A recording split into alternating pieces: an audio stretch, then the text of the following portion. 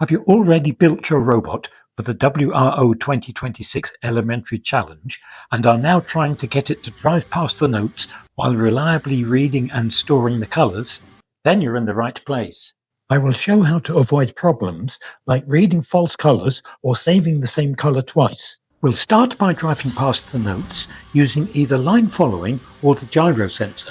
Then you'll learn how to read and save the colour codes in a list while the robot is moving. Okay, let's get started. First, we will make a line follower my block to drive past the notes. The three parameters set the speed, the distance to travel, and the right or left side of the line. The first part converts centimeters to degrees and saves the motor position. We then move until the distance has been completed. How we form the error signal depends on which side of the line we want to follow. I will show how to adjust the factor KPLF later. When the program is run, the init block sets the movement motors and the factor KPLF. Then the LF distance my block moves for 1.2 meters at 90% speed following the left side of the line. If you prefer to use a ramp to accelerate the robot, this my block ramps from speed 1 to speed 2 over the distance in centimeters. The speed is calculated here. This program ramps the speed from 30 to 90% over 10 centimeters, moves at 90% for 1 meter, and then slows down to 30%. Let's move on and look at how to do the same thing using the internal gyro instead of following the line. The parameters speed and distance are as for the line following my block. Dealing with the distance is also the same. The main difference is the error signal, which compares the gyro yaw sensor with the variable yaw target. We have set this to 0 in the init my block. It can be used with turning my blocks to set the direction of movement. Also in the init block, we have added the factor Kp yaw for the yaw follower. I will now show how to find the best value for this. We will use the line graph feature, so we have to add clear line graph to the init my block. Then we make a broadcast which monitors the error signal and the yaw sensor. Finally, we add the broadcast to the init my block. When we run the program, the robot moves in a straight line for 1 meter.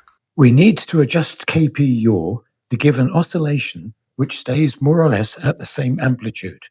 The small line graph shows this very well, but you can click here to expand the display. We take half of this Kp yaw value as the optimum value for the robot, so here it would be 5. You might need to give the robot a push to start the oscillation. If you can't get a constant oscillation, then adjust Kp yaw to give increasing and then decreasing, and take a value between the two. This method also works for line followers. Okay, now we can look at reading and saving the colors. We will use 2 lists for this. To make a list, click on Variables, then click on Make a List. You can now enter a name for the list. We need a list called Colors Found and one called Colors Wanted. The empty lists will appear on the right-hand side of the screen. In the init my block, we first clear both lists and then add the colors we are looking for to Colors Wanted. The order is not important. When the init my block has been executed, the lists will look like this. Before the robot starts to move, we start the broadcast Get Codes. This runs at the same time as the main program and saves the color codes of the 6 notes in the list Colors Found. The position of the code in the list corresponds to the position of the note on the mat. The broadcast Get Codes first waits until the sensor code is not -1, which means it is seeing a color. We wait 0.1 seconds, as the sensor sometimes wrongly gives 0, the code for black, for a short time. Then, if the code seen is in the Colors Wanted list, it is added to the list Colors Found and removed from Colors Wanted. This procedure is carried out 6 times, so that we save all 6 codes.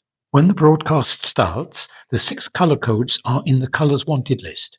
When finished, the codes are in Colors Found in the order they are seen. This method reduces the possibility of saving a false color or of saving the same color twice. Perhaps you realized that we don't need to save the red and green colors, as they are always in the same position. You can just remove them from colors wanted. Well, I hope this method works for you. Let me know if you try it. Please like and subscribe if you haven't already done so.